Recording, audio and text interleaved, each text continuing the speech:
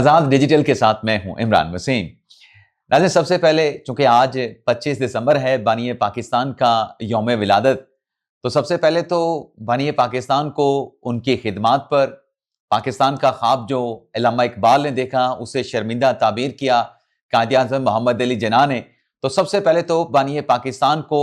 خراج تحسین پیش کرتے ہیں، خراج عقیدت پیش کرتے ہیں۔ مارشل آرٹس منیر صاحب کی سربراہی میں کور کمانڈر کانفرنس، اب اس کانفرنس میں بڑے اہم اور واضح پیغامات دیے گئے ہیں، اور یہ پیغام سہیل افریدی کے لیے بھی ہے، یہ پیغام عمران خان کے لیے بھی ہے، یہ پیغام خیبر پختونخوا کی صوبائی حکومت کے لیے بھی ہے، یہ پیغام بھارت کے لیے بھی ہے۔ کور کمانڈر کانفرنس کے اعلامیے میں جو پیغام دیا گیا وہ افغانستان کی عبوری حکومت کے لیے بھی ہے، فتنۃ الخارج کے لیے بھی ہے، اور جو سہولت کار ہیں، دہشت گردوں کو پناہ دیتے ہیں، ان کو فیسلیٹیٹ کرتے ہیں، ان کے لیے بھی پیغام ہے۔ اب سوال یہ ہے کہ پیغام کیا ہے؟ پیغام ناظرین کور کمانڈر کانفرنس کے اعلامیے میں یہ دیا گیا ہے کہ جو خیبر پختونخوا میں پولیٹیکل کرائم نیکسس ہے، جس کی کئی مرتبہ پہلے بھی بات ہو چکی ہے، جس سے صوبے میں دہشت گردی پنپتی ہے، دہشت گردی فروغ پاتی ہے، اس اعلامیہ میں اس پولیٹیکل کرائم نیکسس کو مسترد کر دیا گیا ہے، اور واضح طور پہ کہا گیا ہے کہ وہ عناصر جو پولیٹیکل کرائم نیکسس کے ساتھ نتھی ہیں، جن کا گٹھ جوڑ ہے،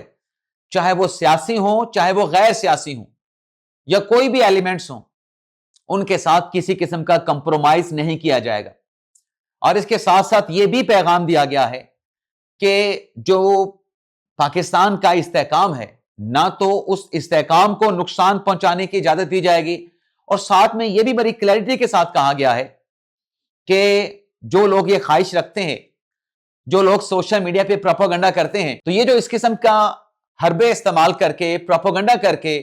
عوام اور افواج پاکستان کے مابین جو نفرتیں پیدا کرنے کی کوشش کی جاتی ہے،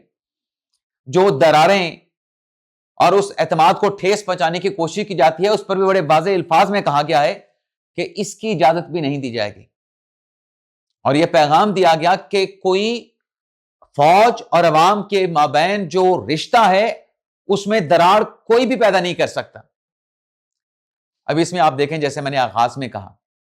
کہ یہ جو پیغام ہے اس میں کلیئرٹی ہے کہ بھارت کی جو پراکسیز ہیں، جو افغانستان سے آپریٹ ہو کے در اندازی کر کے خیبر پختونخوا میں کارروائی کرتے ہیں، دہشت گردی کے انسیڈنٹ ہوتے ہیں، ان کو وہاں پہ فیسلیٹیٹ کیا جاتا ہے، نشانہ کون بنتے ہیں؟ سیکیورٹی فورسز بنتے ہیں، عام نہتے معصوم شہری بنتے ہیں۔ تو اس میں کہ جو پولیٹیکل کرائم نیکسس ہے اس کو مسترد کیا گیا ہے، اس کا مطلب یہ ہے کہ جہاں جہاں پہ منشیات کا کاروبار ہو رہا ہے،